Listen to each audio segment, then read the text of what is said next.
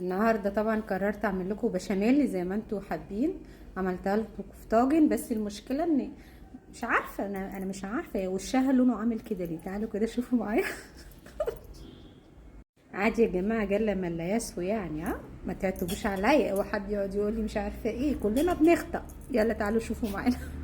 بصوا الطاجن البشاميل الجميل ده، ايه رايكم؟ هو مش محروق، مش محروق، لا لا، هو بس ايه يغمق شويه، مش مشكله. انا بحبه فاتح شويه بس مش مشكله يعني. يلا نقطعها مع بعض. اهم حاجه الطعم، طعم اهم حاجه. ملعب. بسم الله. البخار ايه، زي ما احنا قلنا لكم هي مش محروقه، وبس ايه هو اللون مش واضح، بس هو مش محروق يعني، لحقناها. سخنه مولعه. تعالوا بقى ندوق كده، نشوف الشكل زي الطعم ولا ايه.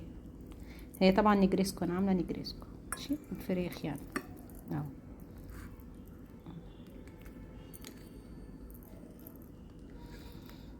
بس ده انا اكلها ازاي؟ دي مولعه مولعه، بس بصوا طريه وجميله ازاي.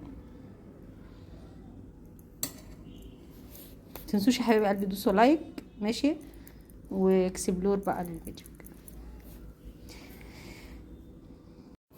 ناخد بقى حته فرخه دي، شايفين الجمال. ناخد حته المكرونه بعد ما هديت بقى شويه وندوق بقى. بسم الله.